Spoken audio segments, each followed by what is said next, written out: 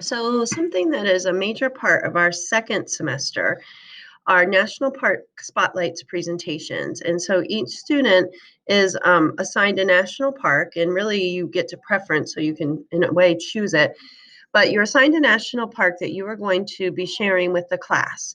And so last spring, we did a lot of that through Zoom. And so we'll have to figure out exactly how that looks for you as digital students. But I wanted to share with you today an example of a national park spotlight. And sorry, there's some hall noise. I wanted to share with you an example of a national park spotlight so you get the hang of what to do. And then you can preference which park to do. So you also will notice that I have shared with you on Google Classroom a rubric, and you can have that up if you want to go through and see how the rubric outlines just what should be on each slide. So the first slide that you have here is just a slide that tells the name of the park and also the date it was established. So the park that I am doing is called Capitol Reef National Park, and it was established as a national park in December of 1971. And when I say it was established, that's when federal funding, government dollars came in to protect it. It officially became a park then. So the second slide is very simple to do. Oh, by the way, the background picture here, most students put a background picture, although it's not required. That's an airplane view of my park. And so Capitol Reef National Park is here in southern Utah, kind of close to the Arizona border. And so all you do on the second slide is you put a map of the US with your park specifically highlighted. And so if you just look up like US National Park map, then you can easily find it. Now the next three slides are just landscape views. Nothing needs to really be typed on it. You can if you want to, but this should give people a sense of what your park looks like and make them go, huh, I wonder how those formations came to be. So this is a picture of my park. This is called the Goosenecks Overlook, I think because of the way the rocks curve there. And you might even be looking and figuring out what rock type we have. Now check out that. That's called Cathedral Valley. A cathedral is another name for a church. So that the way these stones, these rocks are, looks kind of like a church. And this is how the park got its name. This is a famous spot in the park called Capitol Dome. And you guys might remember if you went to DC in fifth grade, the Capitol building in Washington, D.C. looks like this, the top, the rotunda. So that's how it got the name Capitol Reef, was Capitol Dome there, looking kind of like the Capitol building. Okay, so far, not too tough, right? You're just going, okay, so here's my park's name when it was established, here's a map, and here's three general pictures that make us wonder how did the landscape form. But you'll notice on the way that the rubric is, a major portion of it comes in the next couple of slides, the landscape explanation. And there are two major questions to address. What's the dominant force that shaped the landscape? And also, what is the dominant rock type? And so I split this up over several slides because I added pictures, and you're welcome to do that. But here's the story of the landscape. So the first part is that there is a major fold that goes through this park. Remember, a fold is when rock layers bend. And from this airplane view, I think you can see it. Notice this bend or curve in the rocks. And so this happened between 50 and 70 million years ago. So this would be like the 1 to 1.4 yard line near today. And it was created when there was a shift on a fault line. And this is called a monocline.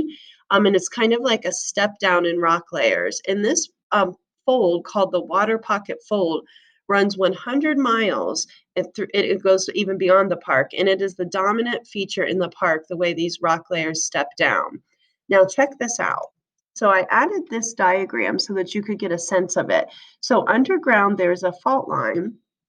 And that fault line, when there was shifting on it, created this fold. So there's the diagram. There it is in real life, just reversed in terms of the perspective that you're looking at. Now, the other thing, other than just the major force that shaped the landscape, which would be a fold here, are the rock types in the park. And this maybe you knew from the pictures. The main rock types are sedimentary. You could see the layering there, and they've been laid down 270 million years ago when this area was a shallow sea. So you're like, okay, wait a minute. 270 million years ago, that would be on like the 5.2 yard line, or 5.4 yard line. And so this whole place was underwater, and these layers were laid down way before the fold happened in the layers. You had to shift in where the oceans were by this point. Now, the thing is, though, they don't erode all at the same rates, these sedimentary rocks, and that's how you get features like Cathedral Valley. So the minerals within these rocks are harder and resist erosion more. Now, you can see over here, this is a geologic column from the area that shows all the different formations. We see things we know like sandstone and shale, for example, as sedimentary rocks. Now, another thing I wanted to bring up, though, although most of the rocks are sedimentary, check that out. There are these things here, this is sedimentary, but these black boulders look really out of place, and they're volcanic igneous rocks. And scientists know that they're erratics. And what we mean by that is they were brought here from landslides and glacial melt from other places. So there are these weird rocks that don't fit, but most of them are actually sedimentary. Now, notice I split my landscape explanation over 4 slides just so I could add pictures. And since you're going to be teaching about your park, you may want to do that too. Okay, the next slide is the connection to class. So I made 2 connections to class. My first one is the principle of original horizontality. And it says that rock layers are laid down flat. So when we see a fold, we know that the fold happened later. And then this is something we're actually going to be getting to this week, but our stream table unit reminded me of that also. Now, the next 3 slides are specific attractions. Let me explain something.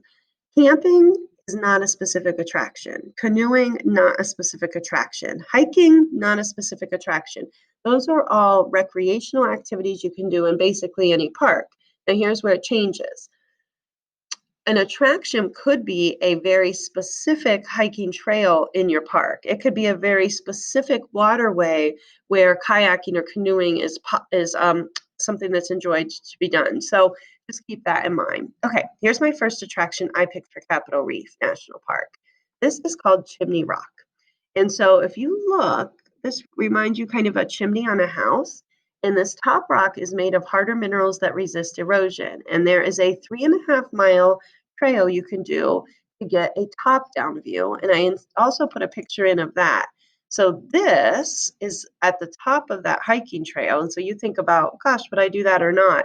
And so it is actually up here where this photo is taken, looking down on Chimney Rock. And my second attraction is called the Sulphur Creek Trail. And it begins at Chimney Rock, and it's a 6-mile hike that drops 600 feet. And so I do have a video of that, and I'm going to link that on with this assignment that I want you to watch. It has a little boy that I do not know, but watch for him. He picks his nose. I'm just warning you. And so as you see this Sulphur Creek Trail, be thinking if you would do that hike. And the third attraction that I put in here is called the Hickman Bridge. And it's a 2-hour round trip hike to get up close to the arch. And you can definitely see erosion at work. So this used to be what's called a fin. So just like a narrow rock wall, and erosion has chipped out the center, leaving this bridge. Okay, so after the 3 attractions, then you do 3 plants and 3 animals in your park. You do not have to put the scientific name in there unless you really want to, because that's in Latin. But it's nice if you can put a little extra detail about your park. This is about your plant. This is Wright's fishhook cactus, and it is one of the plants that's on the endangered species list. I know you think of animals being endangered, plants can too. And so cacti are common here because they don't get a bunch of rain in this part of Utah. Another plant here, this is called common Indian paintbrush, and they're perennial wildflowers, which means they come back every year, and they have small hairs covering their leaves that help prevent evaporation to conserve water. But this is another interesting fact. They're root parasites. They attach their roots to other plants' roots and steal water from them. So that's how they have these common Indian paintbrush plants, how they have adapted to low amounts of water in the area, low amounts of rain. And then this is Southern Utah's idea of a tree. This is the Utah juniper, and they produce waxy coated seeds so they don't dry out before they get like a rain and they can germinate, which means sprout. So there were 3 plants. Now here's some animals. Okay, this is an invertebrate animal, and it makes me itch to look at. We have these around here, but they're similar. They're called eastern tent caterpillars. These are the western tent caterpillars. Sometimes you'll see them in trees, and they excrete the silk, and the caterpillars have to eat young leaves. So they build the tents in the spring, and they have an instinct to build them towards the morning sun so that they have enough warmth as they're starting to digest. Study this. Doesn't it look ferocious? This is the canyon bat, and it is in Capitol Reef National Park. This is a close up of its face. And I once had a student say, it looks kind of like my pug. I mean, they're mammals, right? So, but this is the smallest bat in North America. So, even though this is a close up and it looks big, the entire length of its body is only 2 inches. And so, sometimes in the park, the canyon bat is mistaken for a moth. Now, there are signs, I've been to this park all over to watch for rattlesnakes. This is the midget faded rattlesnake, and look how nicely it camouflages with its environment.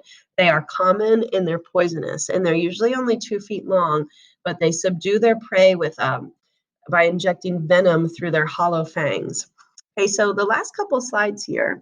The next slide is a current event in the park, and honestly, my event is not super current. It's about 4 years old. I looked for a more current one, but there was nothing quite as interesting as this one. So in the park, I kept it.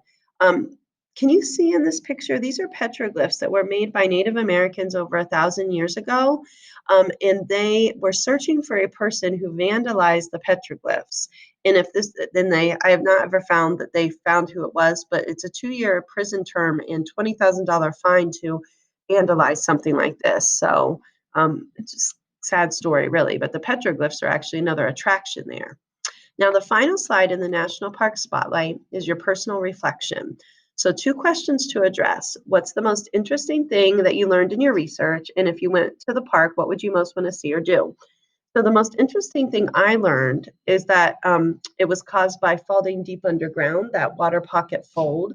I knew that there was a monocline, but I didn't know that it was caused by a fault before I researched for this. And if I went to the park again, I'd want to see the black boulders because they look so out of place. And I'd also like to hike the sulfur trail if the snakes would stay away. That's what you watched in that video. So now here is the next step for you. I have a big list of parks, and you don't have to do this. If you want, I will just assign you one, but I hope that you will spend some time like looking at pictures of the different parks and preferencing which park you would most like to research.